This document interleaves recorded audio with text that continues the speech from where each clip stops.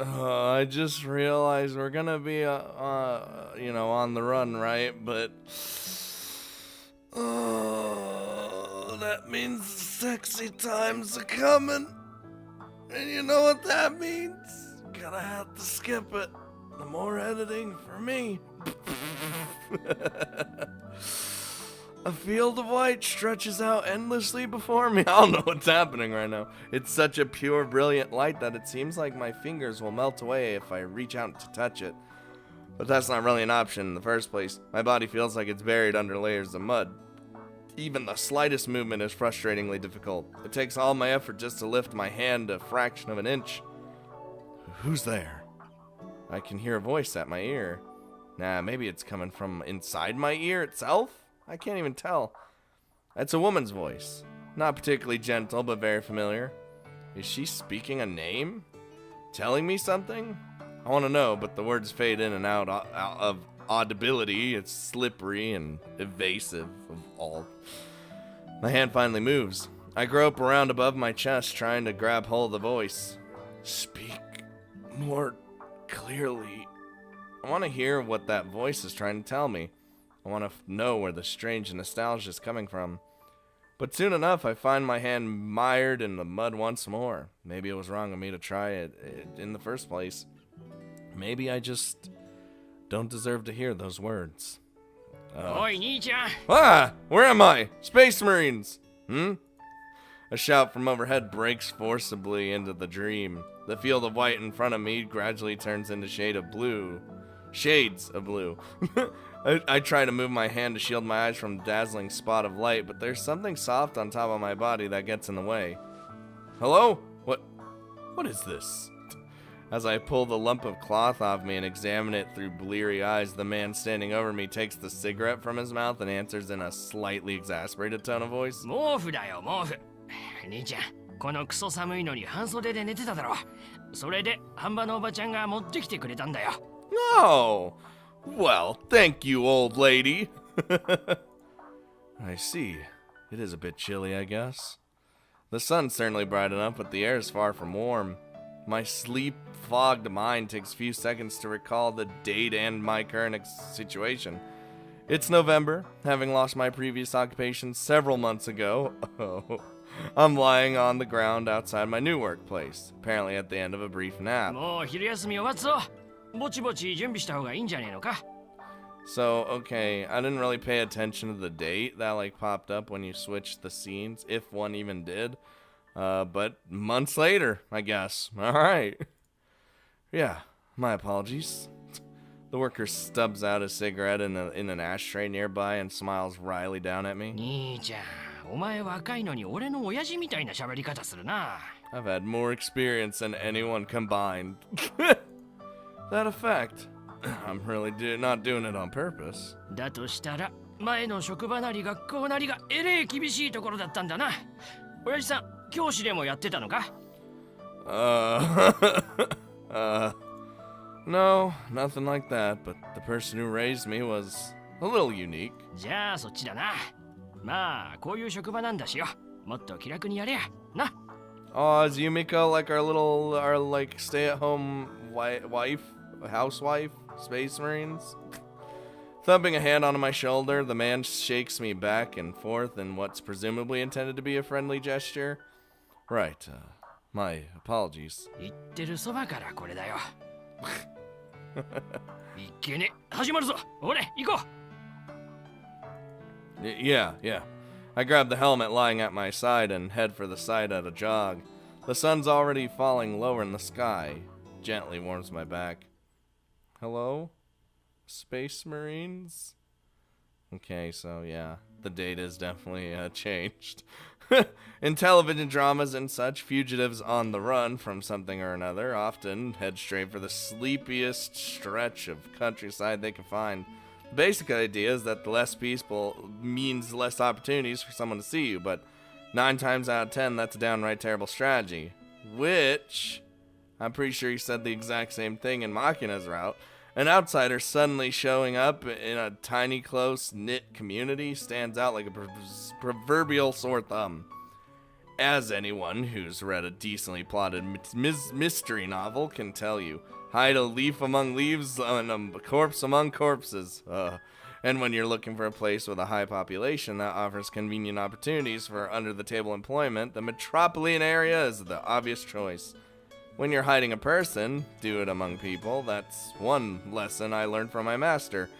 But through painful personal experience. The day's work is finished up right on schedule. I walk the road home at a steady pace, a bag of deep-fried food from one of my new coworkers dangling from my bag. Ooh, I could go for some deep-fried food. This town, about an hour by train from the heart of Tokyo, used to be one of the old-school red light districts back in the day. Even now that it's been cleaned up, the atmosphere is still a little on the seedy side. Anybody would get lost on their first trip through this wearing of narrow streets and tangled alleyways.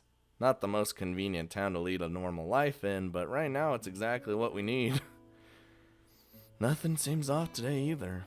With small movements of my eyes, I observe the appearances of and behaviors of the people around me. Apart from checking for possible surveillance personnel, I'm looking for changes in the neighborhood shops and restaurants. Anything even slightly different from yesterday warrants careful scrutiny.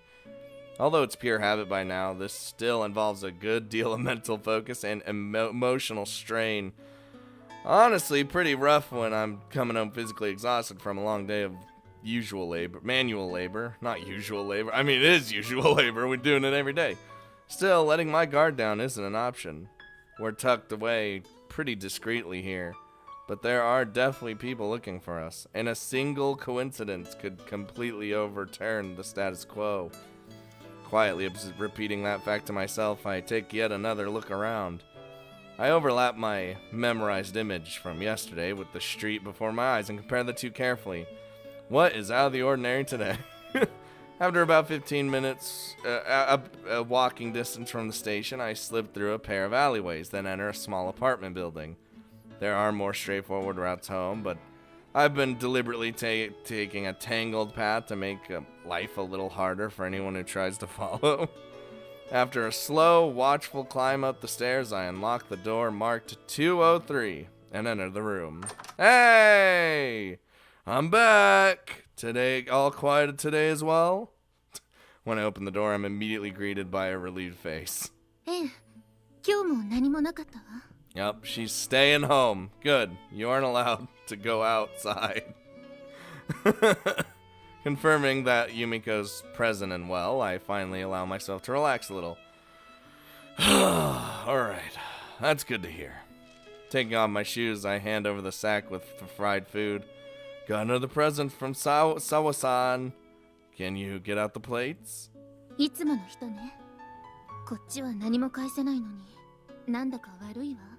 Nah, they're doing it out of the goodness of their heart, right? Well, as far as they know, I'm living alone and I don't eat that much at lunch. Guess they're a little worried about my diet.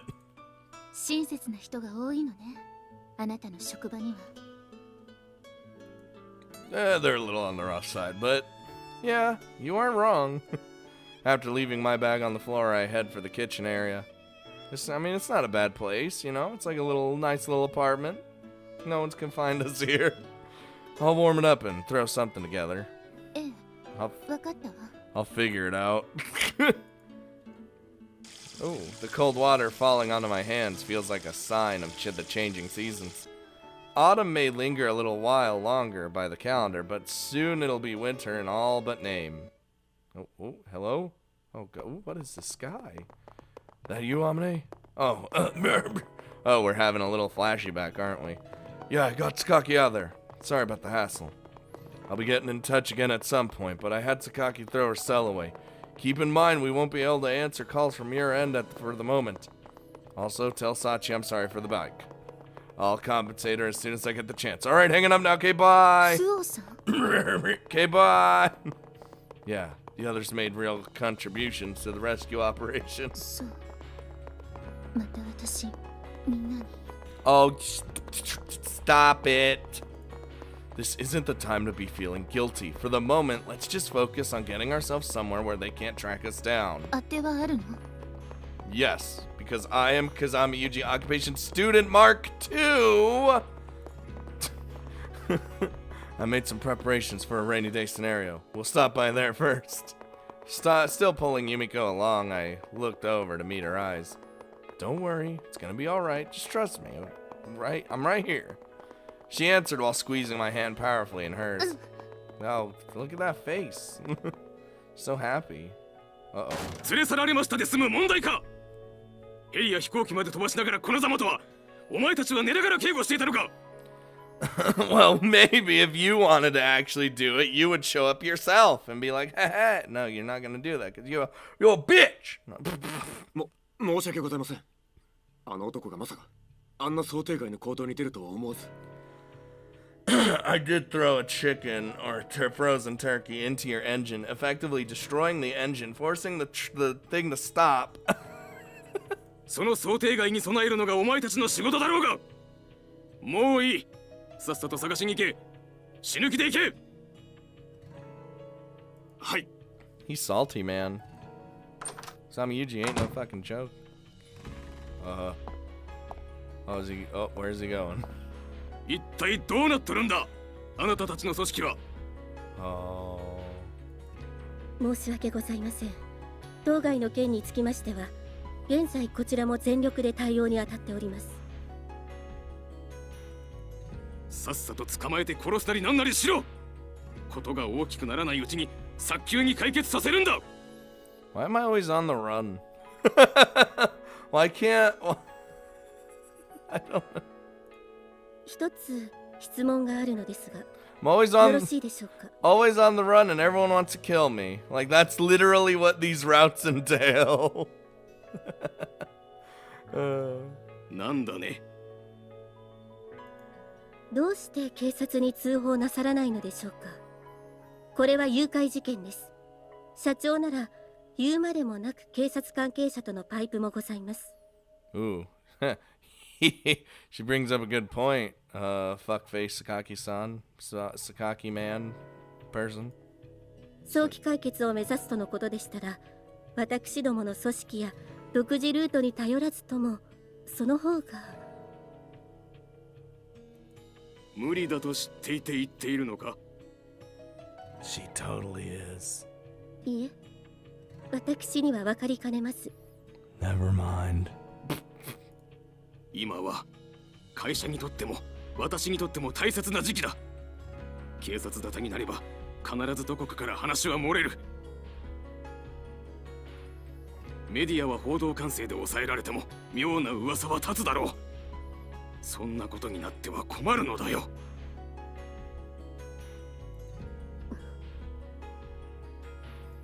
ともかく警察沙汰にだけはできないんだ。そんなことを言う暇があったら少しでも早く解決する方法を考えたまえ。 I mean, it's been months since they found me, so nothing's even happening. しかし Get annihilated. そ Oh. もそもこれはあなたの部下がやらかした事件だろう。内部で処理するのが筋だろうが。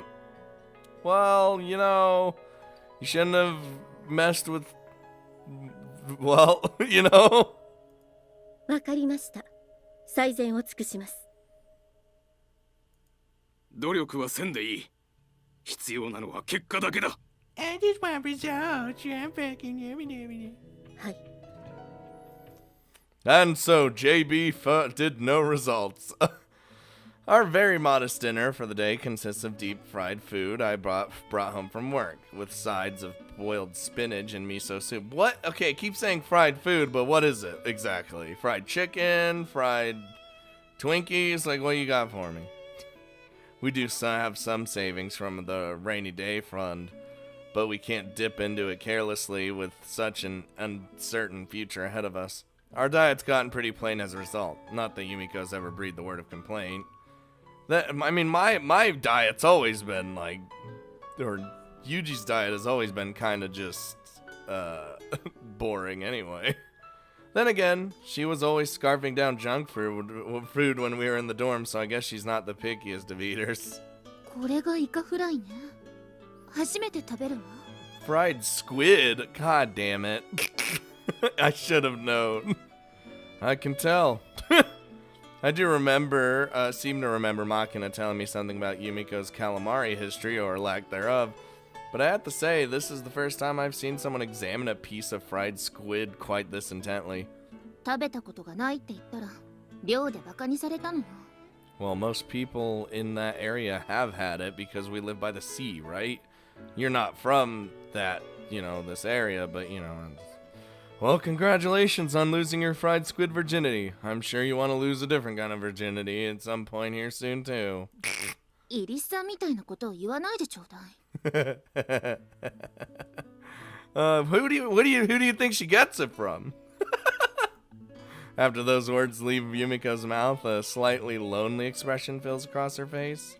またあの制服を着るときは来るのかしら。 Just wait till like the sequel or something. I don't listen now. Since our arrival here, those flashy school uniforms have naturally remained shut up inside our dressers. Unless we manage to get back to Mihama Academy one day. I suppose that's where they're going to stay. Do you want to?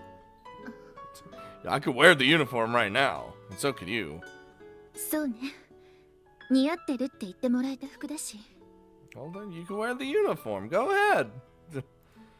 If I hadn't rescued Yumiko, she would have been shipped off to some school overseas in America with bacon. Our old lives would have disappeared whether I took action or not. There's nothing to regret. どうしたの、風見くん。 Oh, it's nothing. Although I'd made some preparations for an emergency beforehand, this escape plan was still extremely reckless and dangerous. I acted boldly, assuming that the Sakaki family circumstances would prevent them from turning this into a manhunt. Still, depending on their approach to the situation, we might have ended up getting caught within hours. But I couldn't bring myself to just desert Yumiko, whatever the risks. I couldn't just let her disappear and leave me with nothing but words of apology. I wanted to do something for her. Then again, that probably wasn't the only reason. I wanted to protect Yumiko. That was the single largest motive, but there was something else to it as well. Something more selfish. You already know. The women I get close to always seem to disappear. Oh, it feels real bad. At some point, I'd grown afraid of that chain of loss. Convinced myself it was a curse, a punishment of some sort. The more I started to care about Yumiko, the more I wondered if she'd follow the same pattern. And then they tried to take her away from me. So it was gonna happen, but we stopped it. It's fine. 風見くん。Yumiko tries to speak, her voice soft, but hesitates. Reading the atmosphere, I answer before she can continue. Were you about to apologize again, Yumiko? I've already told you no. No. Put that mouse right over your fucking mouth, alright? Looks like I hit the bullseye. She lowered her eyes from mine awkwardly. Thought I told you to cut it out with that. でも、私のせいで風見くんに迷惑をかけたし、今もこうして気を使わせてる。 I'm gonna have to have a sit down with you, Yumiko. My life has been the worst up until this point, and this is nothing. This is nothing. Yumiko, I interrupt her halfway through a sentence with a slightly forcible tone. I decided to protect you, and you decided to come with me. There's nothing to be ashamed of, and nothing to be apologizing for. 風見くん。 Look, Yumiko. You're finally your own person now. So for the moment, why not think about yourself? I'd imagine you've got a pretty decent backlog to work through on that front. Look at her shining eyes. Oh. そうよね。 She always looks goddamn gorgeous when she actually fucking smiles. Yumiko nods firmly. Probably came off as pretty pompous there, but those words were directed at myself as much as her. What's driving me forward right now? It's absolutely true that I want to protect Yumiko and do what's best for her. And underneath those clear feelings, there's a number of hazier emotions I don't quite understand myself. When I took her out of that plane, I told her we'd search for an answer. I thought it was the word Yumiko needed to hear the most of all, those years lost in the fog, but I'm starting to think that applies just as much to me as well. Here, Yumiko, eat this one too. I'll feed you. I can't allow my uncertainty to make Yumiko uneasy as well. For the moment, I'm going to try and keep the pensive reveries to a minimum. I'm still like, I know how the sequels are kind of like, he doesn't get super involved with them, and does the game like turn less in, I feel like the game turns less into like routes and decisions and more into like kinetic style visual novel, because this one is like, oh, you get to experience a story, what these characters have gone through, routes and shit. But like the sequel, I know is all about Yuji, so we don't need to worry about that. But like the third one, I imagine the third one would just be like straight up just story, like kinetic story, right? Like there's, I don't know, I'm just, cause from what I was told, the sequels, the true ending, whatever, the true whatever is that Yuji helps them enough with their problems. He doesn't get too, he doesn't, of course, get super romantically attached to them or, you know, things like that. So, I don't know. I was just thinking about it. I was just wondering how this series, like, how it ends up going. I know there's, like, side stories for the second one, or that are, like, more, like, epilogues for the girls and such. I don't know. We'll figure it out when I get there, right? The forecast called for rain, but instead we're greeted with a clear and beautiful morning. Not that the weather outside has too much of an effect on our current lifestyle, especially in Yumiko's case. Not really. Are those all the ones you finished already?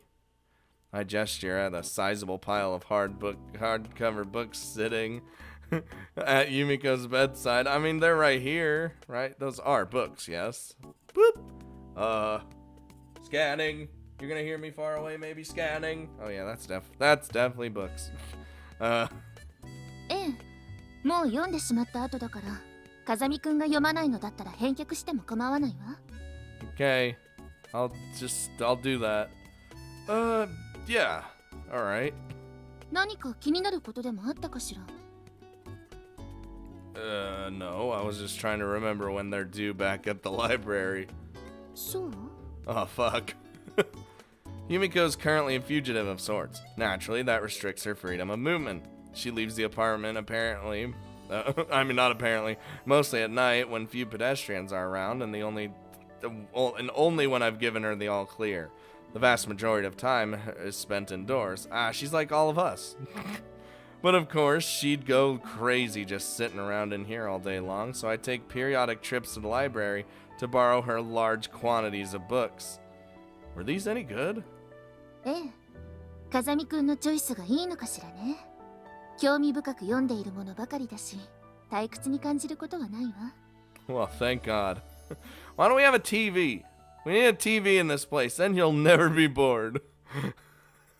Along with the reading? Oh, doesn't sound like Yumiko's saying that just for my sake. Probably her honest thoughts.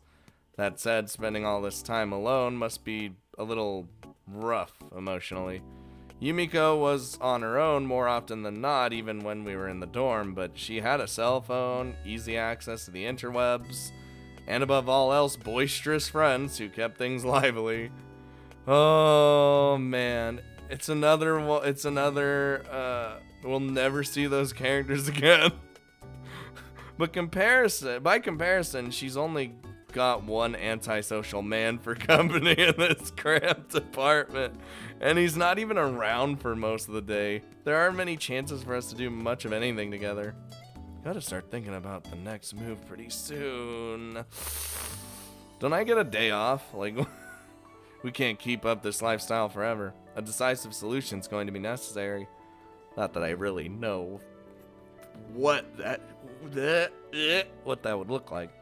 I suppose there's no choice but to cautiously observe the Sakaki family's movements and piece together stratagems. Oh shit. The cell phone in my breast pocket buzzes quietly only once. Ever since the kidnapping, it hasn't been doing much of that.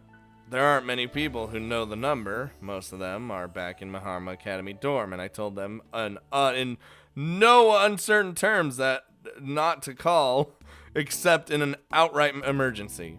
Under these circumstances, there's only one plausible reason my phone would ring. Figures. Glancing at my screen, I nod at myself and get to my feet. 出かける Yumiko doesn't know who it's from or even that I've received a message. Probably a bit disconcerting to see me get up so suddenly for no apparent reason. Yeah, just for a little while. そう You stay in here. Even so, at times like these, Yumiko never asks where I'm going or why. I guess that means she trusts me, but there's still a shadow of unease on her face. I'll be back in about an hour or so. If I'm not back in an hour, wait longer. Lightly patting her on the head. Here you go. You get some pets too. I try to offer a little reassurance. She must understand rationally that I'll be back soon enough, but it's only natural to feel a little unsettled when your only connection to the outside world vanishes. Ooh, I carefully descend the apartment stairs and glance around the area as I head into the alley. After 2 quick left turns, I clamber over a rusted old gas meter and make my way down a shadowy lane to the dead end. Alright, this is a place I scouted out beforehand. It's a blind spot from pretty much any angle with very little risk of being overheard. Oh god, hiccups. I lean against the far wall, take one last careful look around, then finally take out my phone. Here we go. どう？そちらは何か変わったことはない？ No. JB's voice hasn't changed much since our escape. Some business-like tone as always. There's an oddly upbeat song playing in the background though. Sounds like she's got her mini component stereo on. We're not exactly thriving, but at least we do have our health. That's something, right? 相変わらずおじいちゃんみたいな言葉を使うのね。バイト先で言われない？年相応の喋り方しろって。You know, funny thing about that. Well, when did Ichigaya start investing in mind-reading research? 研究しなくてもわかるわよ。ひとまず冗談が言える程度には元気なようね。逃亡者の割にはだけど。Yeah, we're doing pretty good, all things considered. JB intersperses her retorts with heavy, exasperated sighs. This incident has, of course, been an enormous nuisance on her as my boss. The case officer bears ultimate responsibility for their agent's actions. She's temporarily demoted until the matter's resolved. She's demoted? Bruh! And they went so far as to set up an internal investigation to determine if she's conspiring with me. In the end, they decided I acted alone and cleared JB's name, so now she's at least allowed to contact me. Of course, I'm still using my untraceable phone with its encrypted connection for those chats, and never give her anything to work with. To be honest, a few hours of groveling at her feet wouldn't really cut it at this point, but there's no point worrying about paying her back until I stop running up the tab. Yeah, I guess I'm starting to get the hang of this manual labor thing. Anyway, to what do I owe the pleasure? いつも通りよ。風見雄二への説得。いつまでもこんなことを続けていても仕方ないんだから、早く投稿しなさい。それが身のためよ。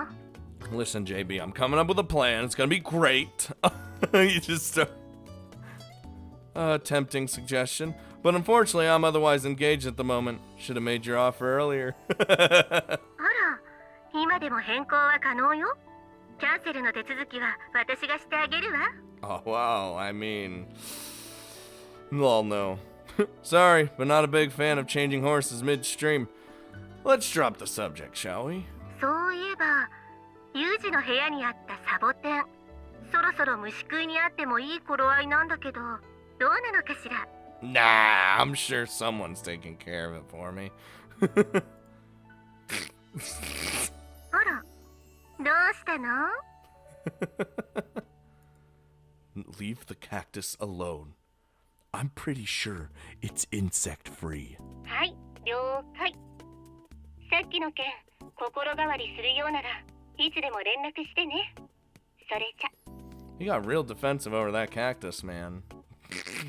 Is there a story behind that? That cactus means everything to him, alright? I'm gonna get like 5,000 comments saying, you have no idea what the fuck that cactus is about. You wait. Just you wait till like the 75th game. And I'm like, alright. JB promptly hangs up on me in typical efficient style. I flip the cell phone shut. No movements at present, huh? The main meaning of that formulaic conversation lie in the music playing in the background. We have a simple system where the genre of song communicates some basic information. Dude, what? JB is great, alright? Today, it was a bossa nova Hawaiian beat arrangement, meaning Ichigaya's search it is continuing with no apparent progress.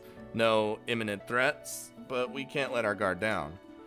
Now that her name's been cleared, she's probably no longer under surveillance, but JB's a straight-laced military type with a powerful respect for the authority. She's not capable of casually leaking me detailed information. So instead, she gives me small hints using this sort of indirect method. I really am due for one hell of a marathon groveling session when all this is over. Seriously though, JB, what kind of question was that?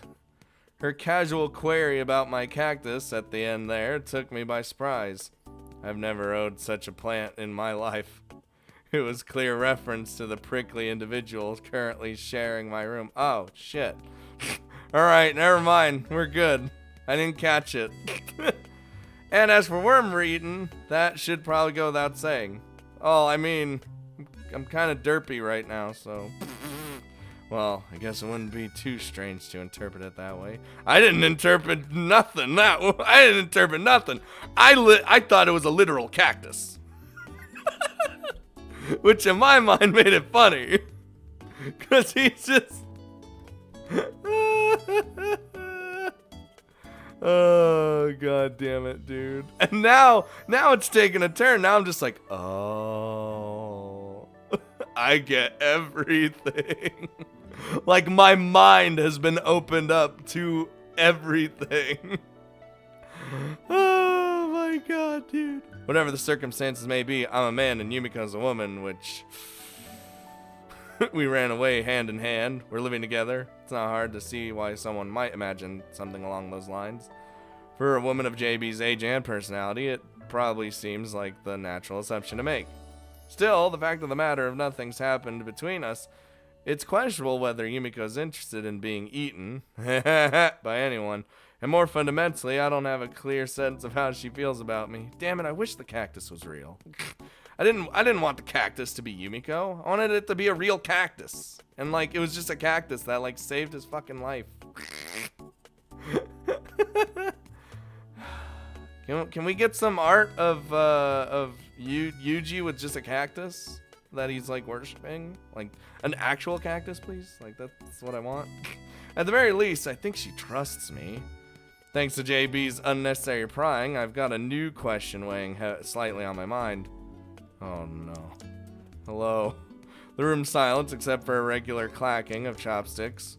Yumiko's never been the type to chatter on and on while she's eating. In fact, she seems to make an effort to be as quiet as possible at the table. Probably has something to do with that good breeding of hers. Oh, I don't like saying that. I tend not to talk too much during meals myself, but today my silence is deliberate. In other words, instead of trying to make conversation, I'm focusing my thoughts on the matter from this afternoon. What exactly does Yumiko think of me? It's like something a middle schooler should be worrying about. That said, considering our very intimate living circumstances, the presence or absence of romantic feelings is a serious matter. If I jump to a mistaken conclusion, I could end up making Yumiko deeply uncomfortable, and the one refuge she has left, I need to proceed very carefully. Dude, she is madly in love with you, alright? It's so obvious. Still, I guess it couldn't hurt to ask. God damn it. There's something I've been wondering about that seems tangentially related to the question at hand. Seems like a good place to begin. Hey, Yumiko. 何かしら、風見くん。 Oh, here we go. Why are you still using my last name? Yumiko's chopsticks stop dead midair. Her pupils shrinking suddenly inside inside wide open eyes. Not a complicated question, right? I was just wondering why you never call me occupation student. I mean, Yuji. I'm consistently using the intimate first name with Yumiko, but she's still going with Kazami-kun. Is that an implicit signal not to try and get any closer? Does it have any other meaning? Knowing that she might give me an answer to the more sensitive question I've been pondering. She's blushing mad, man. Come on. Unfortunately, Yumiko appears to have frozen solid. For a good 5 seconds, she stares at me. Finally, as if remembering to move, she begins to flop her mouth slightly open and close like a goldfish. いや、それは Super flustered, man. The words that finally emerge from her mouth are far from the conclusive reply I was hoping for. なんというか、まだというか、その、Uh-huh. Staring down at her omelet as she pokes at it with her chopsticks, she mumbles vague non-answers. でも、どうしてあなたは急にそんなことを聞いたの? Don't you flip the question on me, woman. Yumiko abruptly pivots to a question of her own in an attempt to regain control of the conversation. Being honest with her at this point would probably be a mistake. No reason in particular, just a little curious. Huh? What's wrong? Were you expecting something else? Yes. いいえ、別にそうではないわ。あなたはいつもそうよね。What have I done? What have we done? Yumiko's slightly flushed expression pulls back to its original distance, her expression changing to one of restrained anger.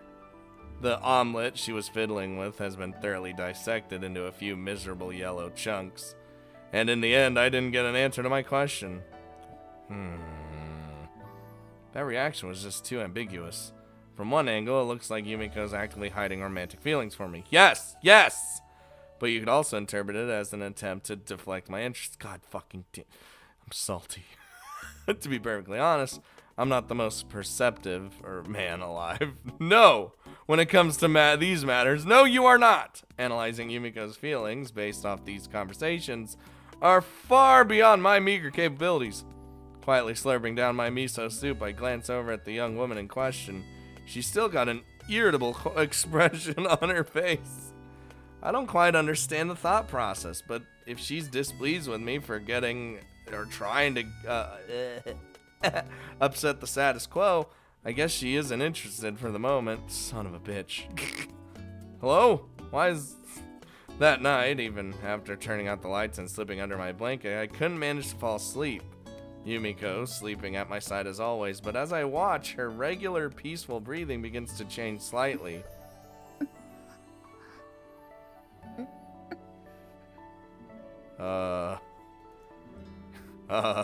Every once in a while, Yumiko grimaces and moans softly in her sleep. I don't think she's sleeping. It might be some sort of nightmare. Sometimes it sounds like she's trying to speak, although the words aren't intelligible. Don't worry, Yumiko. I gently touch her forehead, then stroke my hand up through her hair. Her expression seems to soften a little. Maybe the words brought her some relief. My own feelings had been an open question to me for some time, but as I look down at Yumiko's face, I can feel something like an answer to emerge. The girl's definitely special to me. That vague desire to keep her safe has grown into something personal and affectionate.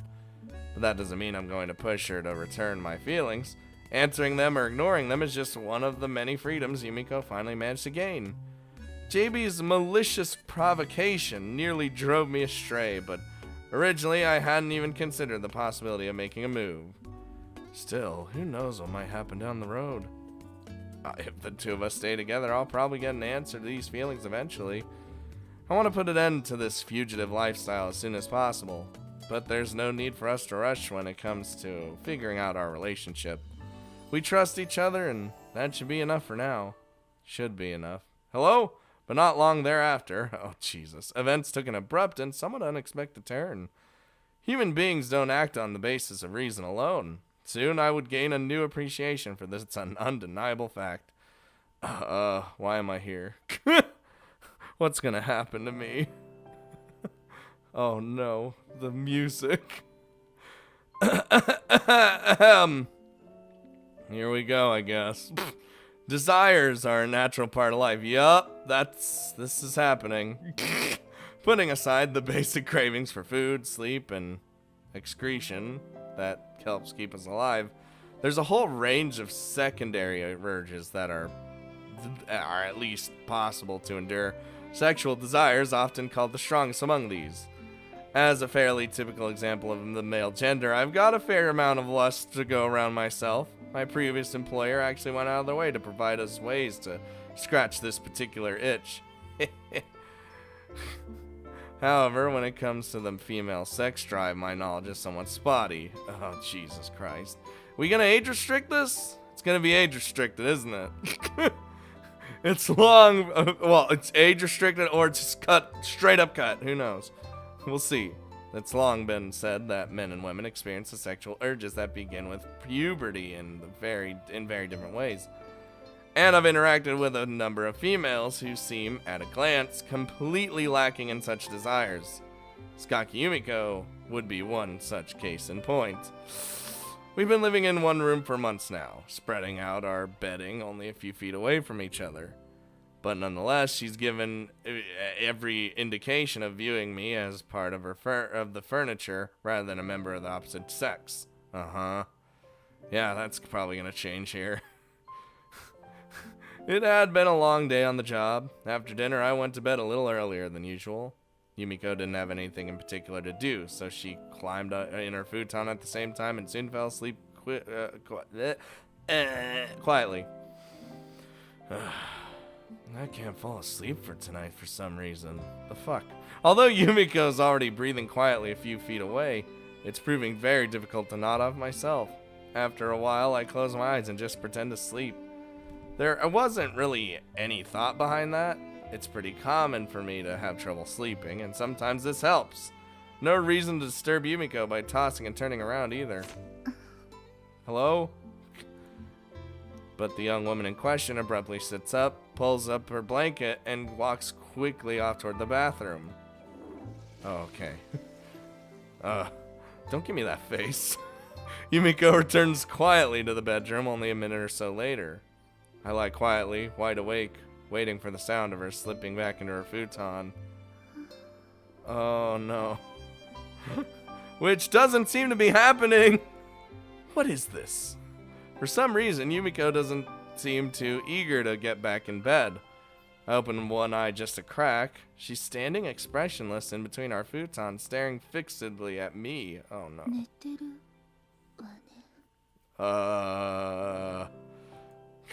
After muttering a question to no one in particular, Yumiko quietly lowers herself to the ground next to me, her legs splaying out to one side. What is this girl thinking? She just gonna like creep on us while we're sleeping?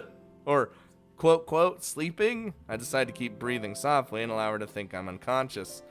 Hypothetically, if she viewed me as an enemy or bore some grudge, this could be interpreted as the preliminary stage of an assassination attempt. What if it's an assassination attempt on our penis? Look, they keep talking about the sexual desires, so this has to be something with sexual desires. I'm confident that's not the case right now. Yumiko's definitely trusts me. That said, we're talking about a woman who tried to slap me in the face the first day we met, and spent a good amount of time attempting to stab me.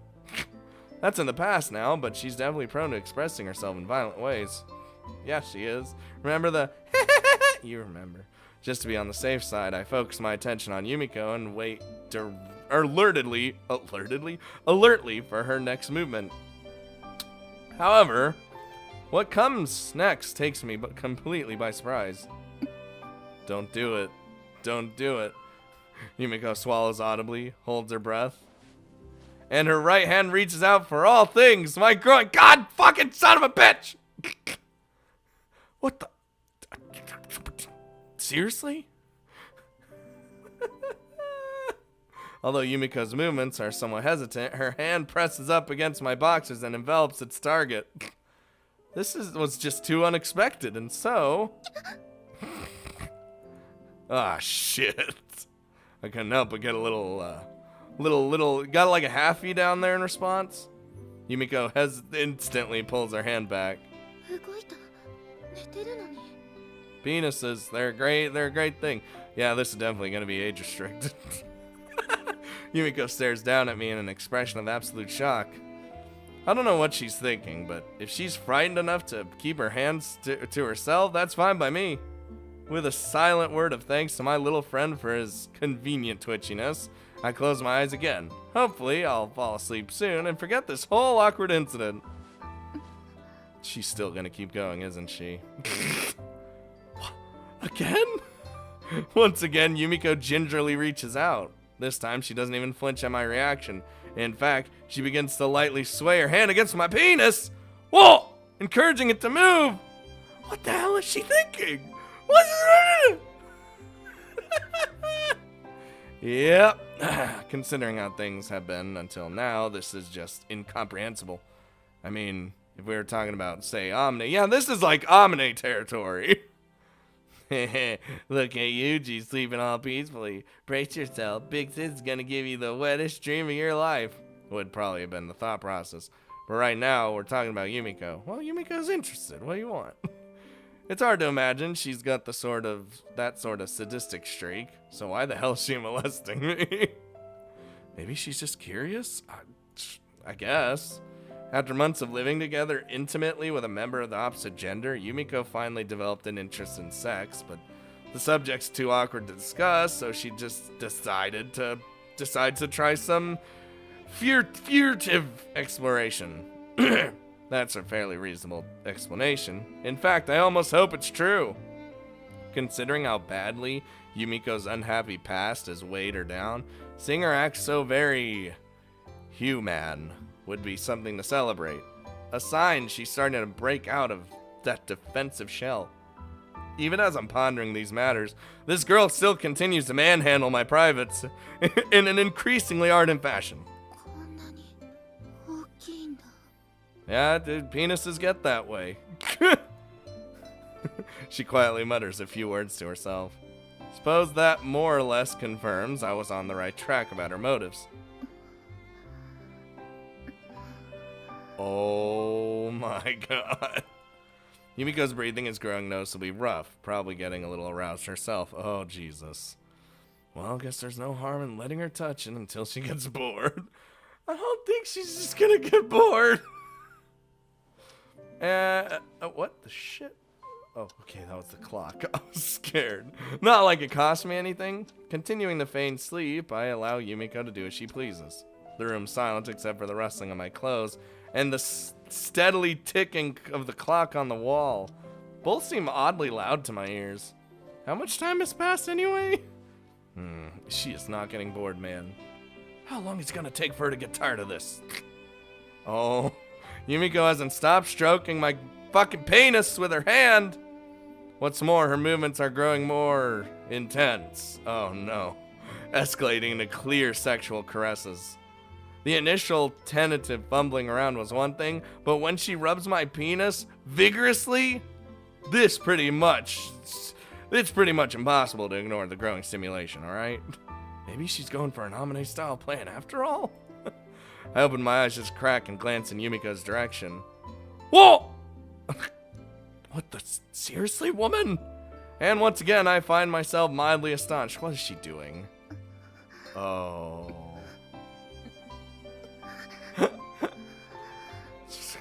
You know, I'm glad it's not showing any of this, because that would have meant straight up I'd have to cut all of it out, but, you know, I just gotta age restrict this. Yumiko's free hand has slid down to her own groin. Oh my god. Where it's energetically squirming around inside her underwear. This girl's getting off to my penis! I feel bad about interrupting just as she's, you know, getting ready to do the thing. But for her sake and mine, the girl needs to learn that she's playing with fire. In order to defend my dignity, educate Yumiko, and protect the integrity of my boxers, I reluctantly take action. Cut it out. Grabbing Yumiko's right wrist, I forcibly stop her caresses just as I'm on the verge of you-know-whatting. Yumiko flinches with shock, instantly halting her assault on my groin and her own masturbation session. Her eyes open to perfect circles as it finally dawns on her that she's probably taken things too far. Her mouth's trembling uncontrollably. It's a pretty pitiful spectacle. She looks down at me with an uncharacteristic expression of absolute cowed terror, waiting to see how I'll respond to discovering her perverted misdeed. Cut it out, Julia. Oh boy. Man, and I don't think about it, I'm gonna have to cut out most of that. Oh, don't worry, I'll do some sick cut where you won't even notice. Using every ounce of my acting ability that I possess, I continue mumbling in a sleep-addled voice. Seriously, Julia, save it for when we're awake, alright? I repeat the name clearly to make sure Yumiko catches it. And then suddenly releasing my grip on her hand, I fall back asleep, or pretend to. It was a pretty crappy performance by any standard, but... Oh, that feels bad, man, for Yumiko right there.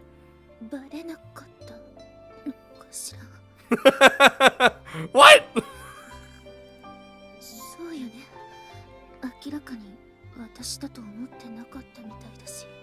Oh. At the moment, it's much more convenient for Yumiko to believe that I was talking in my sleep, so she easily accepts the charade. With a short sigh of profound relief, she rustles around and retrieves the tissue, then gingerly begins to wipe her groin. It's obvious how shaken up she was from the experience. Can't help feeling a little guilty. But still, I had no idea Yumiko was so interested in penises. Once again, I reflect on her sudden lapse of judgment. Her previous circumstances were abnormal enough that it wasn't always obvious, but Yumiko has desires like everyone else. It's only natural she'd look for an outlet at times. Guess it might be time to think about her needs as well. I think this warrants a slight change in the status quo. Tomorrow, I'll find the right moment and bring up the matter openly. No more indirect nosing around. And that's when we'll do the diddly. It's an extremely dangerous gamble, but I also stand to gain a clear answer to that unresolved question from a few days ago. Of course, if there really were no romantic feelings involved, it's going to be a bit of a blow to my pride to know she sees me nothing but a masturbation aid. Feels bad. No, she doesn't though, it's fine. Apparently done wiping herself down, Yumiko lets out a sigh overflowing with ennui, then burrows back into her covers of the bed. Before long, she once again flips back her blanket. Oh my god. More? What now? Don't even.